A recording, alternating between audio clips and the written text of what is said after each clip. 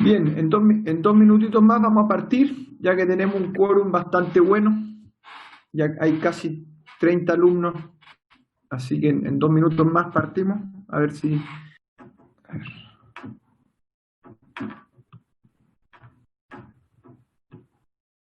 un segundito.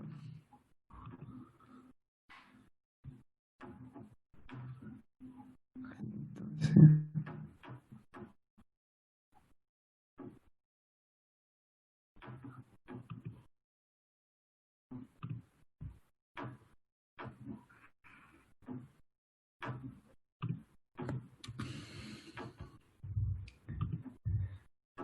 ya, muy bien. Bueno, hoy día yo me voy a presentar, soy el doctor Pablo Castillo Bravo, yo soy traumatólogo de la ciudad de Arica. Bueno, hoy día vamos a tener esta clase de miología, inervación e irrigación de la extremidad superior. Bueno, para mí, como ustedes saben, yo soy un médico clínico principalmente. Bueno, me dedico mucho a la cirugía de reconstrucción articular y la resolución de fracturas de extremidades superior e inferior. Eh, entonces, bueno, vamos a partir con esta clase. Bueno, la pregunta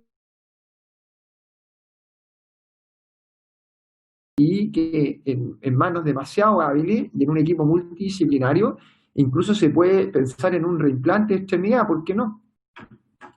Bueno, hoy día este es nuestro índice, vamos a ver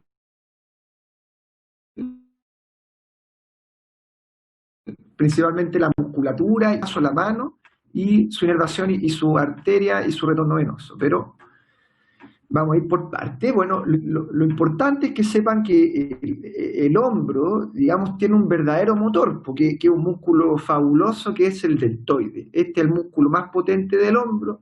Incluso cuando hay lesiones de otros tendones, es un músculo que suple otras lesiones tendíneas. ¿Ah?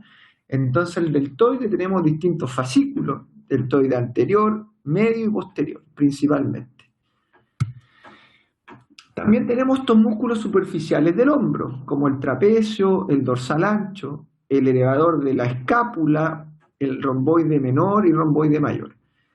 Bueno, los vamos a ir viendo estos músculos principalmente, pero yo le voy a poner hincapié a la musculatura que más me interesa, porque generalmente en mi práctica clínica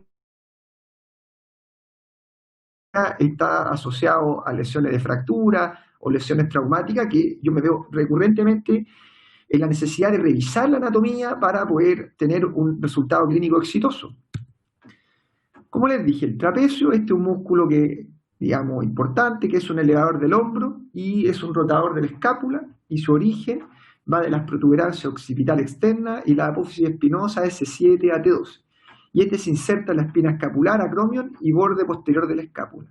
Saber que está inervado principalmente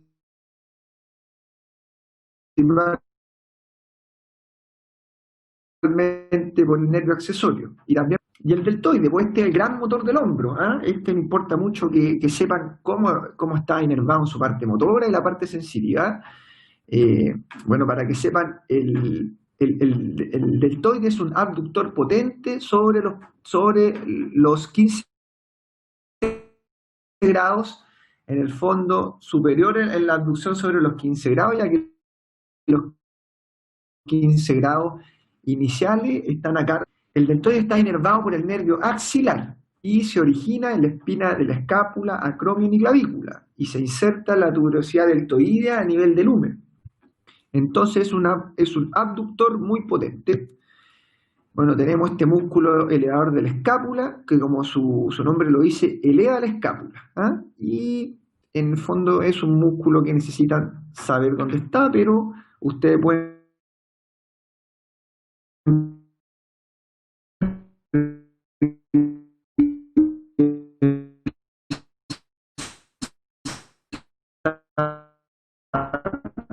sus principales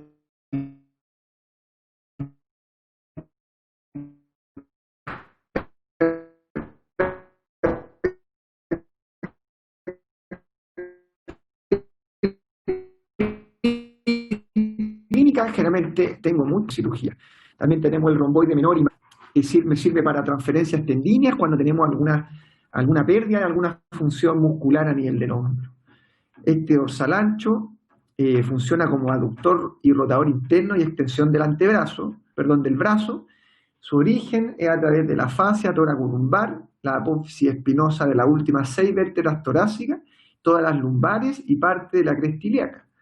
Se inserta en el surco intertubercular del húmero y es inervado por el nervio tóraco-dorsal. En la región posterior de la escápula nos vamos a encontrar principalmente con el manguito rotador, parte del redondo mayor y el tríceps braquial. Aquí vamos a ir analizándolo cada uno de estos músculos relevantes a nivel del hombro y del brazo.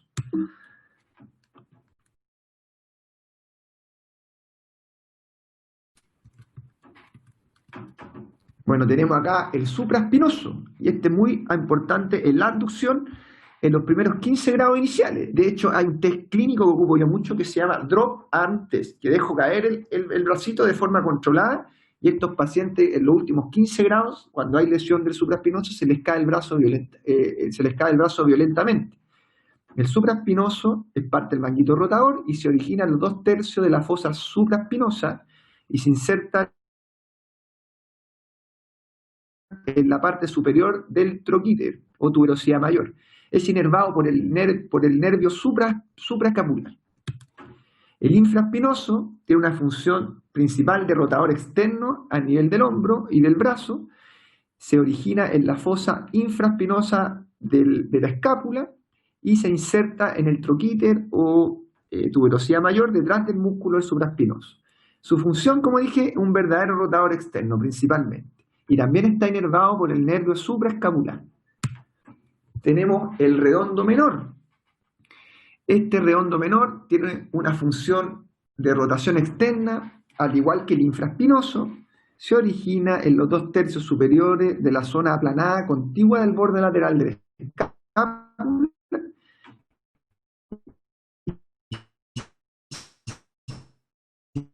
Inserta la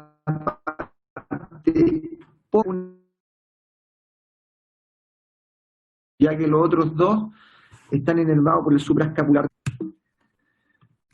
Luego tenemos este redondo mayor, que es un rotador interno, pero no es parte del manguito rotador, y se origina en la zona alargada oval, en la superficie posterior del ángulo inferior de la escápula.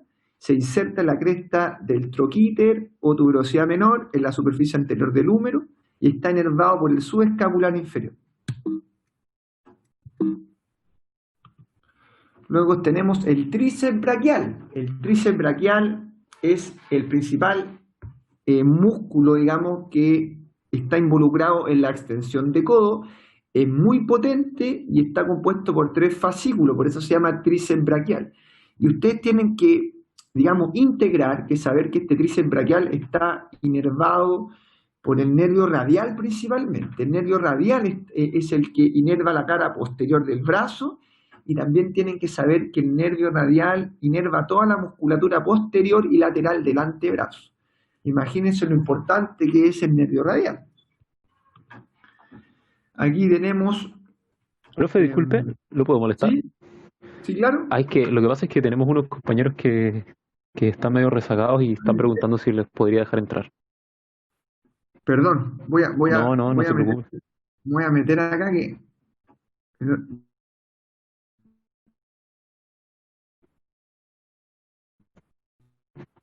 Soy bastante torpe acá con aquí los vi. Muy bien. Perfecto. Gracias, profe. Bien, bien. Bueno, entonces acá, como venía nombrando, el tríceps braquial es un músculo potente y tiene distintos fascículos o cabezas. Ya está la famosa cabeza larga del tríceps braquial, que se origina en el tubérculo infraclenoideo y se inserta en la parte proximal del olecranon, que es parte, el olecranon es parte del cúbito proximal. Eso es importante que lo sepan. Y la función principal, la extensión del codo, eso principalmente. Y está inervado por el nervio radial, que ya se los dije. Luego tenemos la cabeza lateral, que se origina en la cara posterior del húmero, sobre el surco del nervio radial, se inserta en el olecranon y la función es la extensión de codo. La cabeza medial del tríceps braquial se origina en la cara posterior del húmero por debajo del surco del nervio radial, se inserta en el olecranon y la función es la extensión del codo. Esto también es relevante que se aprendan estos espacios axilares posteriores, ya que si tenemos algún tipo de lesión en estos espacios, ustedes van a saber, digamos, según el contenido, se perdería. Por ejemplo, ahí tenemos el espacio triangular o homotricipital, que vemos que tiene los límites del redondo menor, redondo mayor y la cabeza larga del tríceps. Y por este espacio solamente tiene la proyección de la arteria circunfleja escapular, nada más. Luego tenemos este espacio cuadrangular o húmero tricipital, y este es más relevante ya que tiene los límites del húmero, el redondo menor, la cabeza larga del tríceps y el redondo mayor. Y por acá este sí que es importante porque pasa el paquete circunflejo formado por la arteria y venas circunflejas posteriores y principalmente el nervio axilar. Así que eso es lo más relevante que sepan. Y está a nivel del cuello quirúrgico del húmero. ¿Ya? ¿Por qué les nombro eso? Porque existe el cuello anatómico y el cuello quirúrgico en la fractura de húmero proximal. Entonces, de repente podemos tener digamos, una fractura a nivel del cuello quirúrgico y perfectamente puede estar lesionado el nervio radial, pero eso el nervio axilar, pero es sumamente raro, digamos, que ocurra eso, pero puede ocurrir. ¿Eh? Y luego tenemos este espacio, que es el espacio intervalo, digamos, o húmero tricipital, tiene, digamos, los límites del húmero, redondo mayor y cabeza larga del tríceps, y por acá sí que pasa el nervio radial y la arteria braquial profunda, principalmente. Bueno, esto un poquito de lo mismo. ¿Ah? Aquí vemos el espacio cuadrangular, nervio axilar y arteria circunfleja humeral posterior y vena con el mismo nombre. Aquí tenemos el espacio triangular que pasa la arteria circunfleja de la escápula. Tenemos acá el intervalo triangular que pasa el nervio radial y la arteria braquial profunda. Y aquí tenemos este foramen supraescapular, que como van a ver, aquí pasa el puro nervio subescapular a nivel de este foramen, y sobre, digamos, este ligamento transverso pasa la arteria y la vena con el mismo nombre. ¿Por qué se los digo? Porque a veces lo preguntan en las pruebas, pues eso no, de repente preguntan, ¿qué pasa por este foramen supraescapular? Y les ponen todo ahí, con nervio,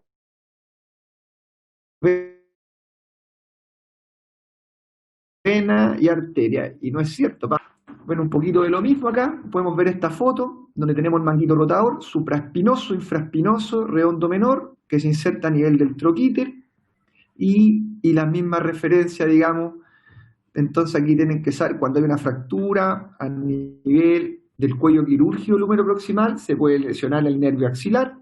Cuando hay una fractura acá a nivel del tercio medio distal del húmero, se puede lesionar el nervio radial. Entonces aquí, como les dije anteriormente, el famoso agujero supraescapular, donde está formada por la escotadura supraescapular y el ligamento transverso por superior. Y a nivel de este foramen pasa el nervio supraescapular. La arteria y la vena pasan sobre este agujero supraescapular. Luego tenemos la pared anterior del hombro. Acá hay una serie de músculos que, como les dije, se los voy a nombrar solamente porque tienen una baja significancia clínica. Generalmente yo no estoy operando lesiones a este nivel, es muy raro. Donde tenemos el músculo pectoral mayor, aquí está definido su origen, su inserción y inervación, irrigación y su acción. Lo mismo con el pectoral mayor. ¿Ah? El pectoral mayor un poquito lo mismo, solamente los voy a nombrar para que ustedes lo van a revisar de forma más detallada, igual que el músculo subclavio. El serrato anterior, lo mismo, poca traducción clínica, y el serrato mayor también, muy poca relevancia clínica. Esto sí me importa, porque me importa mucho el manguito de los rotadores. Y ahí está definido el subescapular, que mucha gente dice, bueno, el manguito rotador lo asociamos a la función de abducción y rotación externa del hombro. Pero saber que también es parte del manguito rotador la rotación interna del hombro y el tendón y músculo que están encargados de esta función es el subescapular. Y este se origina en la fosa subescapular a nivel de la escápula y se inserta en el tubérculo menor o troquíter y la cápsula articular. Está inervado por el nervio subescapular superior e inferior. Y su acción es una rotación interna y aducción del brazo. Acá un ejemplo, este es un ejemplo de una fractura de húmero proximal que tiene una lesión a nivel del cuello quirúrgico y en muy rara ocasión puede presentar una lesión del nervio axilar por el trauma directo. Pero tienen que saber que mi abordaje, por ejemplo, es a nivel del deltoide y el pectoral mayor. Entonces un abordaje deltopectoral y después yo separo la musculatura del deltoide para proteger el nervio axilar y no perder la función motora del deltoide, que es el motor del hombro. Tienen que saber también que cuando ocurre una lesión del nervio axilar, hay una pérdida de la sensibilidad de la cara lateral del hombro. Hay una anestesia. Entonces aquí ven cómo yo logro una reconstrucción a través de este abordaje deltopectoral, hago una reducción con mis pinzas y coloco esta placa bloqueada y logro una reconstrucción bastante satisfactoria del húmero proximal. Si yo hago un abordaje, por ejemplo, lateral del hombro y mi bisturí pasa 7 centímetros debajo del acromion, seguro que lesiono el nervio axilar, pierdo la sensibilidad y más encima pierdo la función del motor del hombro, del deltoide, un desastre. Por eso es importante este abordaje deltopectoral para cuidar, digamos, el nervio axilar. Luego tenemos esta región ya del brazo, donde tenemos el compartimento anterior, que es principalmente flexor del brazo, y como ya les dije, el compartimento posterior es extensor. El compartimento anterior o flexor del brazo tienen que saber que su nervio principal es el nervio músculo cutáneo, ese es el que tiene la principal inervación motora. Y por posterior, el radial, ese es el nervio, digamos, dominante. Luego tenemos los músculos que vamos a analizar, los músculos del compartimento anterior, el bicebraquial, el braquial y el coracobraquial. El bicebraquial, como su nombre lo dice, porque tiene dos cabezas. Tenemos la cabeza larga, que está originado en el tubérculo supraglenoideo y se inserta en la tuberosidad del radio y la fascia del antebrazo o la certus fibroso. Y su función es principalmente flexión de la articulación del codo. Y saber que la cabeza larga, transcurre ahí por el surco anterior a nivel del húmero proximal, que es el surco o corredera bicipital. Luego tenemos la cabeza corta y esta se origina en la coracoide. Es relevante eso, ya que la cabeza corta más el tendón del músculo del músculo coracobraquial es el tendón conjunto. Pero saber que la cabeza corta se origina en la coracoide y se inserta en la tuberosidad del radio y en la fascia del antebrazo o la certus fibrosa. La acción que tiene es de supinar y de flexión del brazo a nivel del codo. ¿Y qué nervio está a cargo de esto? El músculo cutáneo. Aquí tenemos, digamos, un corte anatómico donde tenemos la cabeza larga, la cabeza corta, forman el famoso bicebraquial y se inserta en la tuberosidad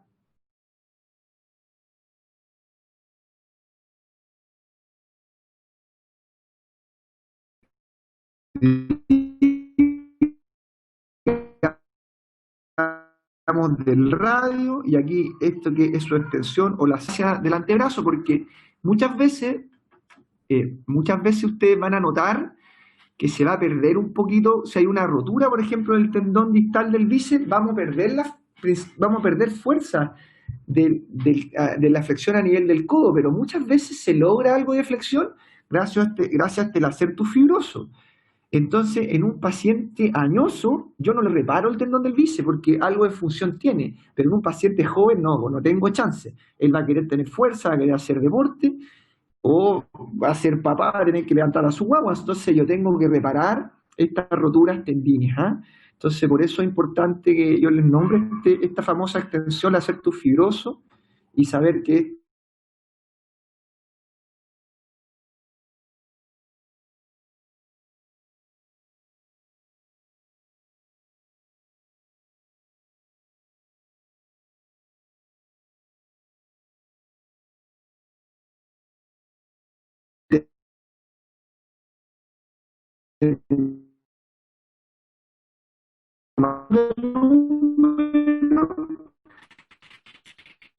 y se insertan en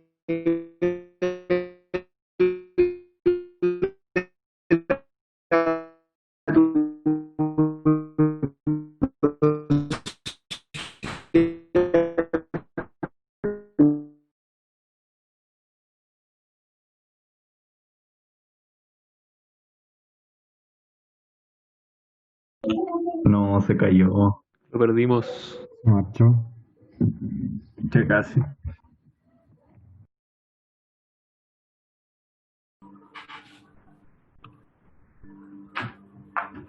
ahí sí, ¿no es cierto? Sí, ahí sí. Ya, perfecto. Como les venía contando del compartimento anterior del brazo, saber que el nervio ahí potente es el nervio musculocutáneo. Y aquí tenemos el músculo coracobraquial, que se origina a nivel de la coracoides, que es parte del tendón conjunto, junto a la porción corta del bíceps. Saber que se inserta en el tercio medio de la cara medial del húmero. Su principal función es una flexión del brazo y el músculo cutáneo del nervio. Soy bien majadero en eso porque siempre pregunto eso, ese tipo, ¿quién inerva? ¿Qué músculo inerva qué cosa? Aquí tenemos un poquito, aquí vamos viendo cómo el nervio músculo cutáneo transcurre entre el bíceps braquial y el coracobraquial, ¿ya? Y en la base tenemos ahí el músculo braquial. Por ahí pasa el nervio musculocutáneo. Lo otro que tienen que saber que la mayoría de los nervios importantes a nivel del brazo y el antebrazo y la mano son nervios mixtos, son sensitivos-motores. Y saber que la sensibilidad del nervio musculocutáneo es en la cara anterolateral del antebrazo. ¿Ya? Eso tienen que saber. Profe, disculpe ¿Sí? que lo moleste, es Dime. que quería pedir si podía grabar la clase, como a veces se corta. Ya, Porque- porque delante la grabé, pero voy a tratar de grabar esta segunda parte igual, ¿ya? Gracias, profe. Por lo menos la primera parte, según yo, quedó grabada. Ya. Ahora sí parece que me puse a grabar de nuevo. Así que, perdón. Perdón un segundo. Un segundito.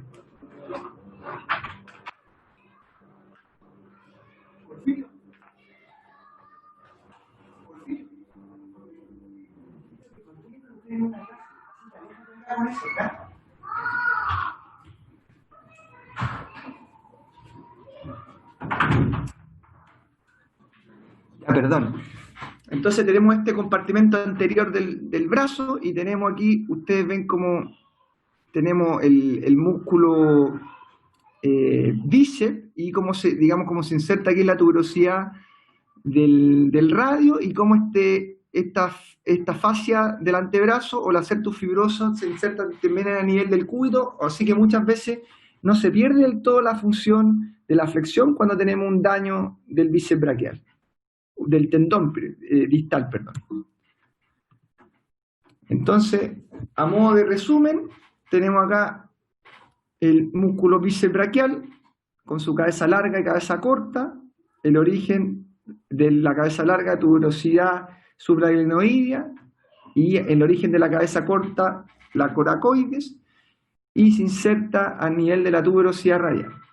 el braquial, nace del húmero y se inserta en la tuberosidad cubital. Bueno, esto ya se lo nombré, digamos, que digamos, ya le hablé del tríceps braquial y saber que este músculo pasa por el compartimento posterior y que su inervación está dado por el nervio radial. ¿Por qué la relevancia, digamos, del tríceps sural y el nervio radial a nivel del brazo? Porque en mi práctica clínica yo me encuentro con mucha fractura a nivel del húmero.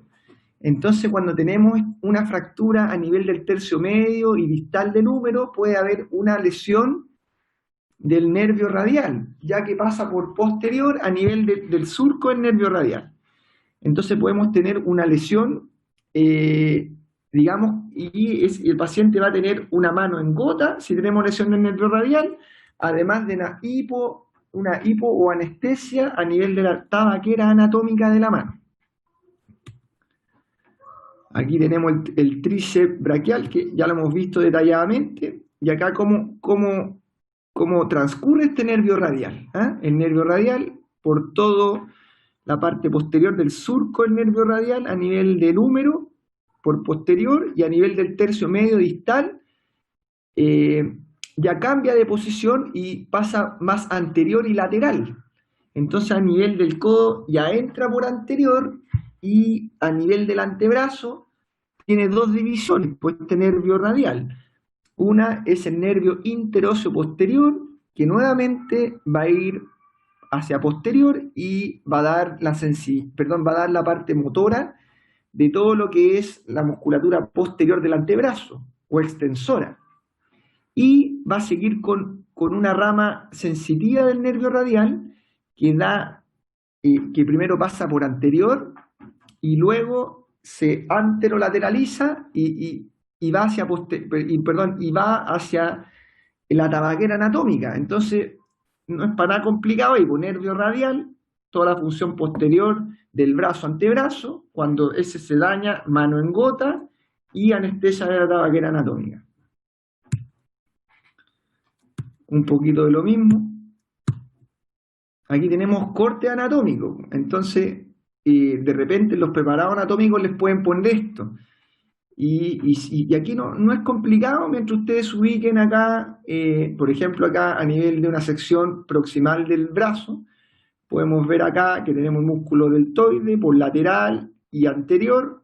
Aquí tenemos el húmero, por el húmero pasan los tres fascículos del tríceps braquial, y por la zona anteromedial tenemos a nivel proximal el pectoral mayor, ya aparte la cabeza corta y larga del bíceps, tenemos también el músculo coracobraquial, y de aquí tenemos el paquete básculo nervioso, que pasa principalmente por la zona anteromedial, el nervio mediano y el nervio cubital, que son uno de los más importantes.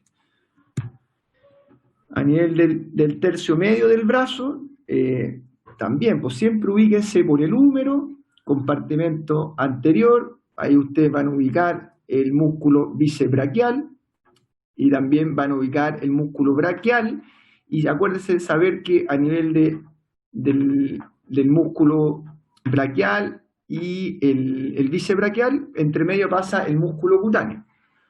Eso es relevante. Y como es tercio medio, mire, justo en la parte posterior del húmero, aquí tenemos el nervio radial.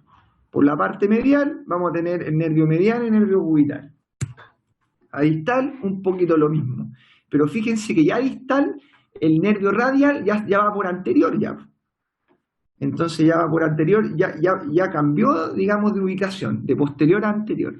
Es por eso que cuando ocurren estas fracturas del tercio medio distal del húmero, puede haber daño, porque justo cuando se va de posterior a anterior, si la fractura ocurre a ese nivel, son fracturas oblicuas, muchas veces el nervio queda atrapado ahí. Y al quedar atrapado se pierde la función que haga una neuropraxia en el nervio radial, y es muy frecuente que ustedes van a ver una mano caída. Entonces van a ver un paciente que se va a agarrar el brazo y que va a llegar con la mano caída y con anestesia en la tabaquera anatómica. ¿Qué ocurrió? Fractura de húmero y lesión del nervio radial.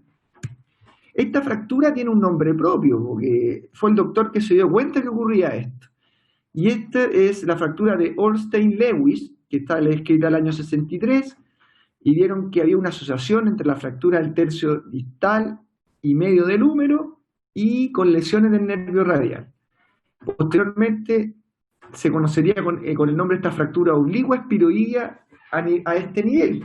De hecho, también es muy frecuente, ya que el 18 de septiembre está muy de moda hacer estos gallitos, y ustedes ven que de repente ocurre un gallito y hay una fractura a nivel del tercio medio distal del húmero por este mecanismo de rotación, y no es raro ver esta fractura de Ornstein-Lewis con, digamos, con lesiones del nervio radial.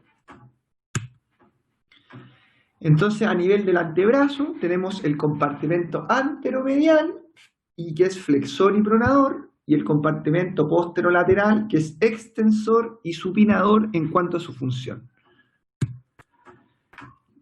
Vamos a analizar estos distintos grupos musculares, donde tenemos los músculos superficiales en la cara anterior del antebrazo. Aquí en el A sale escrito el pronador redondo, luego en B el flexor radial del carpo, en C el palmaris longus, en el D el flexor cubital del carpo, y el E el flexor superficial de los dedos. Aquí un poquito de lo mismo, tenemos el pronador redondo, el flexor carpi radialis, palmaris longus, flexor carpi ulnaris, y sobre esto va el flexor superficial de los dedos. Y esto es la forma más fácil de aprenderlo. Es una mnemotecnia, que ustedes ponen sus 4 dedos, esconden el pulgar y ponen sus 4 dedos a nivel de la parte anterior del antebrazo, y ahí se aprenden los grupos musculares. Todo esto nace del epicóndilo medial o epitróclea a nivel del húmero distal, y ahí se originan y se insertan a nivel del antebrazo, digamos, este grupo muscular, el pronador teres o pronador redondo, flexor carpi radialis, palmaris longus y flexor carpi ulnaris. Bueno, un detalle, ustedes tienen que saber que el palmaris longus es digamos, un tendón que se inserta aquí a nivel del carpo y metacarpo, pero tienen que saber que el 30% de los seres humanos no lo tienen. Entonces uno hace así como el famoso Spider-Man acá, y ahí aparece este palmaris longus. El 30% no lo tiene. ¿Y por qué para mí es importante el palmaris longus? Porque en realidad no tiene tantas funciones. Como dije, en realidad el palmaris longus es superficial.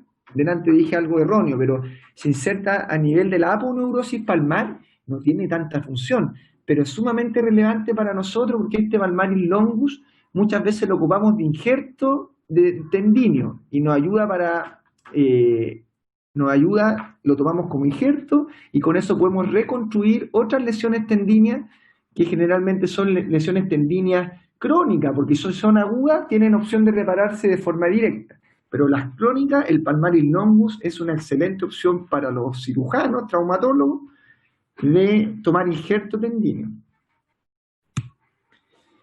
Aquí tenemos el flexor superficial de los dedos y la relevancia de este flexor, saber que se inserta en el epicóndilo medial y también en la membrana interósea, ahí se origina, y se inserta a nivel de la mano, y la función principal es la flexión de la articulación interfalángica proximal del dedo índice hasta el dedo meñique.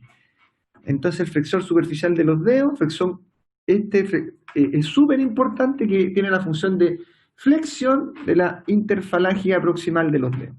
Recuerden eso. Luego tenemos el plano profundo a nivel del compartimento anteromedial, y estos músculos ya no se originan en el epicóndilo medial, sino que en el mismo antebrazo, y tenemos acá el flexor profundo de los dedos, y la relevancia que este flexor profundo produce la flexión de la interfalángica distal, y tienen que saber que la mitad radial del flexor profundo está inervado por el nervio mediano, y la mitad cubital del flexor profundo, en este caso el dedo anular y meñique, está a cargo del nervio cubital. también tienen que saber que este nervio mediano, cuando esté a punto de meterse en el retiráculo flexor a nivel del túnel carpiano, hay una ramita motora que sale antes, que no se mete a nivel del túnel carpiano y que da la sensibilidad al pronador cuadrado, al flexor profundo de los dedos, del dedo índice y dedo medio, y al flexor largo del pulgar. ¿Y por qué es relevante eso? Porque de repente ustedes van a ver en la práctica clínica que un paciente no puede hacer el signo del OK o función de pinza y no puede pronar del todo bien porque hay una lesión a nivel del nervio mediano, pero en su rama del interóseo anterior.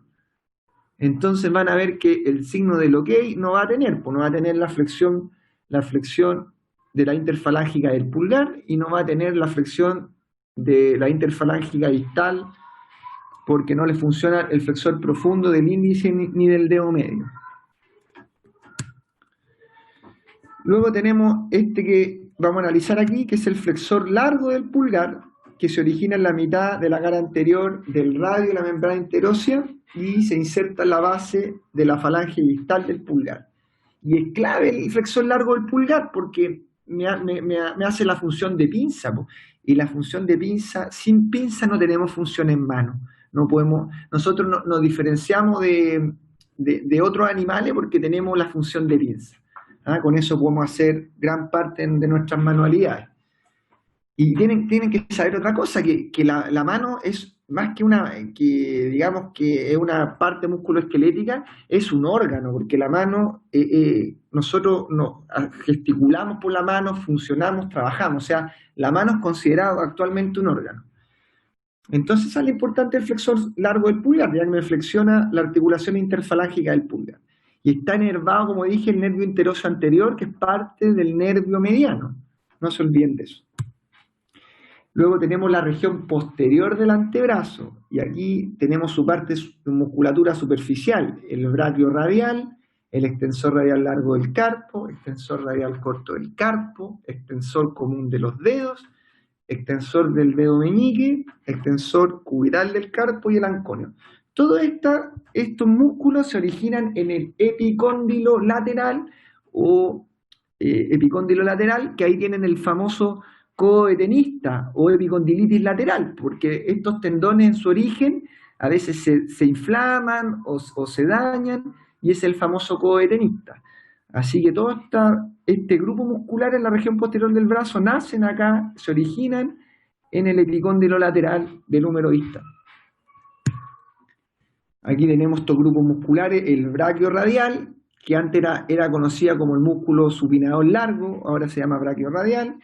Tenemos el extensor carpi radialis longus, extensor carpi radialis corto o brevis, extensor común de los dedos, extensor propio del dedo meñique y el extensor de carpi ulnaris o extensor cubital del carpo. Luego tenemos estos músculos profundos de la cara posterior del brazo, y estos músculos profundos estos músculos profundos ya se insertan a nivel del antebrazo, no a nivel del epicóndilo lateral. Y ahí tenemos el supinador, tenemos el abductor largo del pulgar, extensor corto del pulgar, extensor largo del pulgar y extensor corto del índice.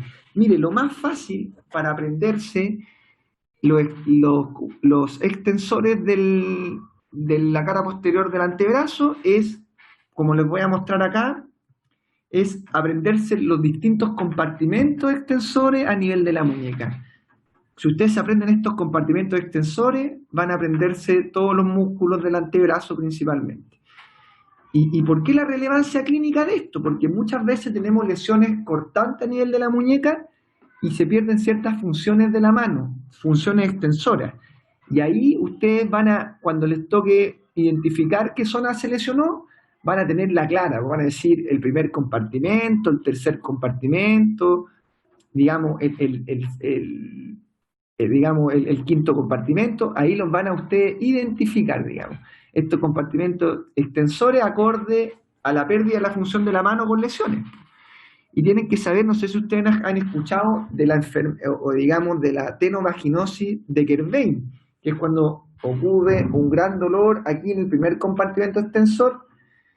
Digamos que hay un signo que se llama signo de Filkenstein, que ponen el pulgar dentro de la mano, digamos, hacen este movimiento y siente un gran dolor aquí a nivel del primer compartimento, a nivel de la muñeca.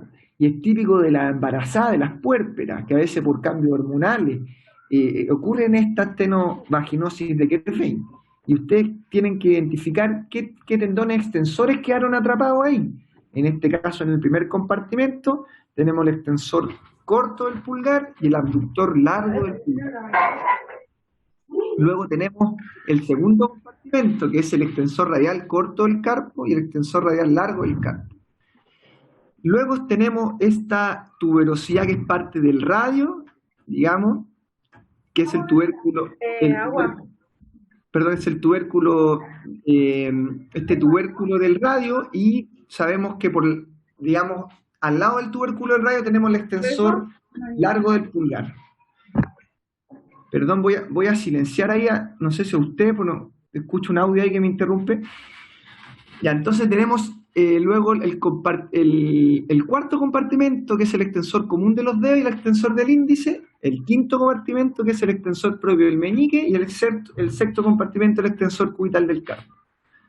Esos son preguntas de prueba, estos 6 compartimentos, así que eso lo tienen que integrar bastante bien. Luego tenemos los músculos de la mano, y acá lo más importante es que ustedes se aprendan, digamos, la eminencia tenar, eminencia hipotenar, y ese compartimento aproximador es el abductor del pulgar, y el compartimento central, que son la musculatura intrínseca de la mano.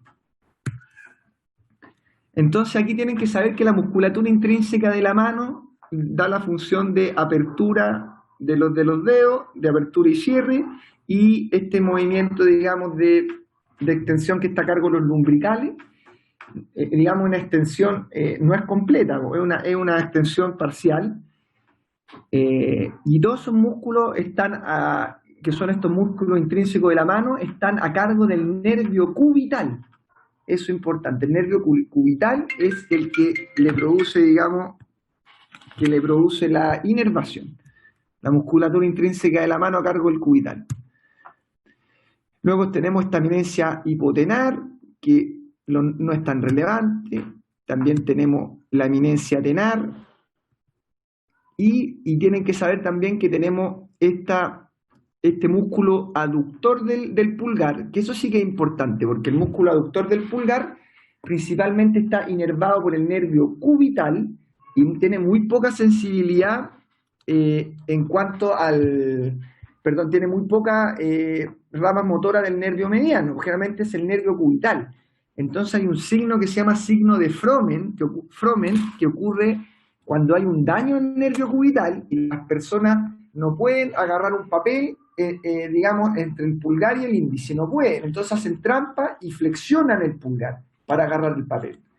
Entonces cuando hacen flexión del pulgar para hacer trampa, es signo de Fromen positivo y traduce un daño del nervio cubital.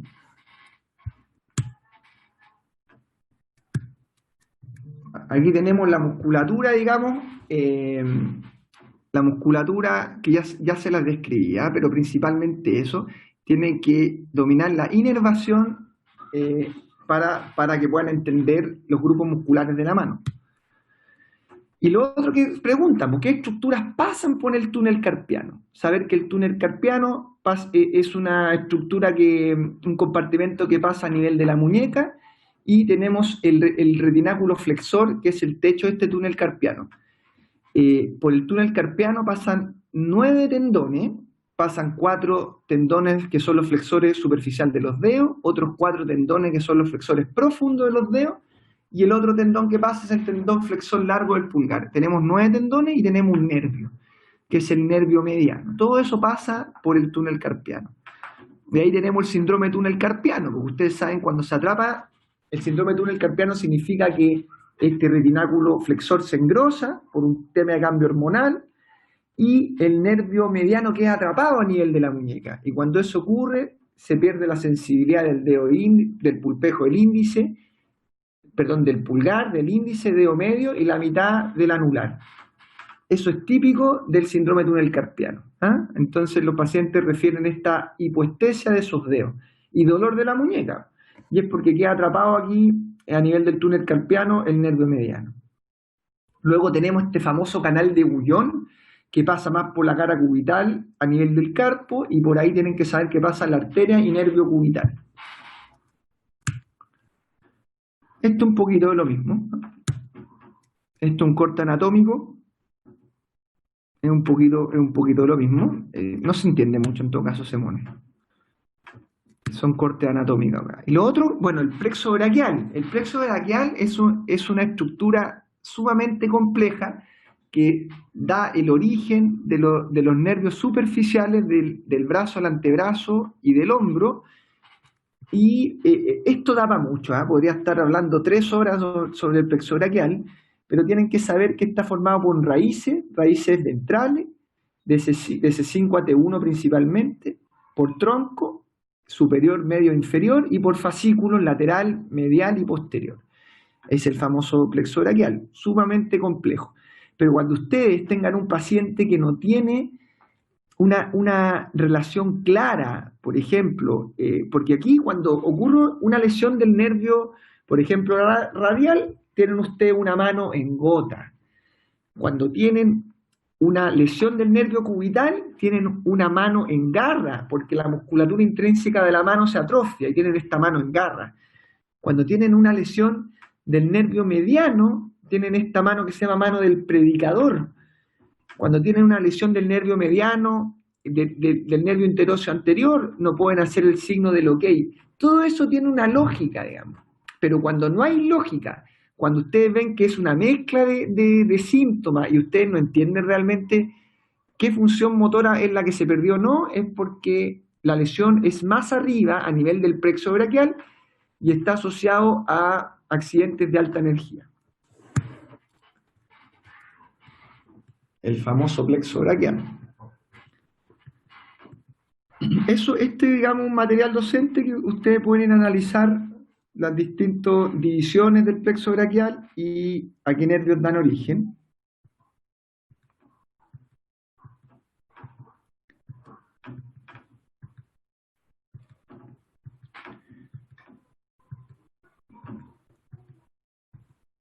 Podría estar toda una tarde hablando del plexo braquial. Entonces, en resumen, el nervio musculocutáneo es el motor del compartimento del brazo y da la sensibilidad de la cara anterolateral del antebrazo. El nervio mediano tiene una función a nivel del compartimento anterior del antebrazo y tienen que saber que está a cargo de la flexión del superficial de los dedos y el flexor profundo del índice, dedo medio y flexor largo del pulgar. Y lo otro, porque el nervio mediano da la sensibilidad del pulpejo del pulgar, índice, dedo medio y la mitad del anular. Y es cuando tenemos lesión, generalmente se atrapa el nervio mediano a nivel del túnel carpiano. Lo otro, el nervio mediano, acuérdense, el signo del OK, cuando la rama del interóseo anterior, que rama el mediano, está lesionado. Si no tenemos signo del OK, es porque no tenemos función flexora del profundo. Y ahí tenía lo que yo les estaba contando, pues eso es una imagen de una mano en gota. Muchas veces esta mano en gota se llama el síndrome de luna de miel también. Pues van a escuchar que el síndrome de luna de miel es cuando dos parejas se casan y resulta que el hombre a lo mejor o la mujer queda acostado sobre el brazo de su novio ahí o de su esposo y como le deja comprimido el nervio radial a nivel del brazo, amanecen con la mano caída. Y eso es el síndrome de luna de miel. O por una fractura de húmero tenemos la mano en gota. Por daño del nervio radial. Tenemos esta mano del predicador. Digamos que la mano del predicador es porque es así, digamos, como que alguien está predicando y es porque se pierde la flexión del flexor largo del pulgar, se pierde la flexión del profundo del dedo índice y del medio, entonces estos 3 dedos están en extensión y no pueden flectar y se ve con esta mano del predicador. Y cuando usted ve una mano en garra así, es por una pérdida de la musculatura intrínseca de la mano por daño del nervio cubital. Y acuérdense que va a haber una atrofia también del aductor, digamos, del pulgar. Eso se pierde la musculatura, va a tener signo de Fromen. Eso es daño al nervio cubital. Aquí daño al nervio cubital, mano en garra y pierde la sensibilidad del meñique y la mitad del anular, la mitad cubital. ¿Ya? Y generalmente, es cuando, no sé si a usted le ha pasado, pero no sé si le ha pasado cuando se han golpeado violentamente la cara interna del codo y siente una corriente muy importante a nivel del dedo meñique y el anular, es porque estimularon el nervio cubital. O puede ser que tengan una neuritis por un golpe en el codo y tengan un hormigueo en el dedo meñique y el dedo anular. Eso es por un golpe en el nervio cubital. Si hay un daño del cubital, no va a tener esta función, digamos, de la musculatura intrínseca de la mano.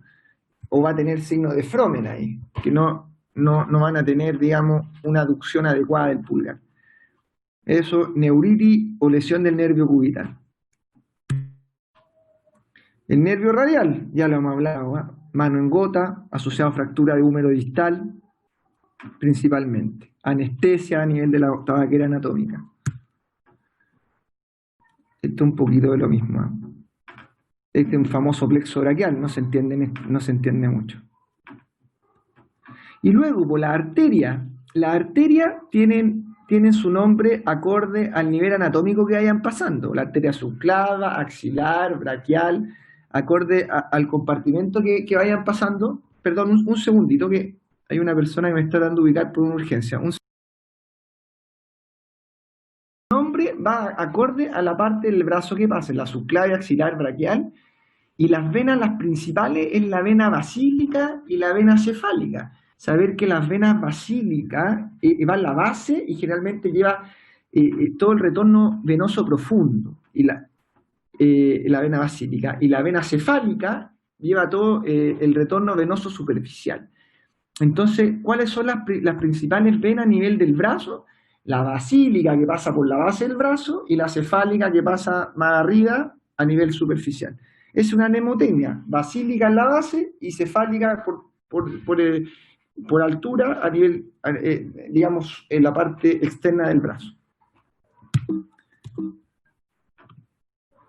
Y entonces aquí también, un poquito lo mismo, digamos, la parte arterial no me interesa tanto. Lo que sí me interesa que sepan que a nivel del antebrazo, ustedes tienen dos arterias importantes, es la arteria radial y la arteria cubital.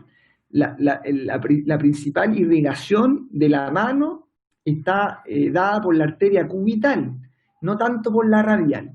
¿Y por qué les digo eso? Porque muchas veces hay fracturas de muñeca que se lesiona la arteria radial y uno la puede ligar. Y por los plexos arteriales superficial y profundo en la mano, uno tiene una mano vital, no se pierde, digamos, la irrigación de la mano. Hay un signo que se llama signo de Allen, que es un signo clínico que uno puede comprimir ahí y vemos, digamos, cómo funciona la arteria radial y cubital. En mi caso yo siempre trato de reparar las dos, pero muchas veces cuando me he visto en problemas o el tiempo me apremia o el paciente ha perdido mucha sangre, he ligado una de las arterias y yo sé que la mano va a vivir, porque tenemos todo este plexo arterial superficial y profundo de la mano. Y lo otro que tienen que saber, porque que en la mano, digamos, nosotros por cada arteria que pasa, hay una relación de dos venas de retorno venoso que pasan por la parte posterior del antebrazo. Entonces la parte anterior en general va todo digamos, todo el plexo arterial. Cada una vena pasan dos venas por posterior a nivel de la mano y antebrazo. Entonces es una relación de 1:2. ¿Por qué les digo eso? Una tontera. Les digo eso porque muchas veces cuando yo estoy operando, estoy haciendo microcirugía a nivel del antebrazo y la mano, cuando yo reparo una arteria, tengo que reparar dos venas por posterior.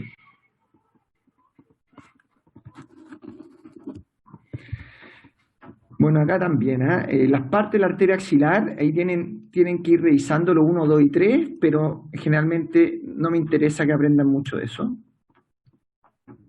Un poquito de lo mismo. Aquí están las arterias principales del antebrazo. Tenemos la arteria humeral por la parte anterior, tenemos la arteria radial y la arteria cubital y los arcos palmares superficial y profundo. Y el retorno venoso, tenemos el circuito profundo y el superficial, y sabemos que la vena basílica está a cargo del superficial y la vena cefálica del profundo.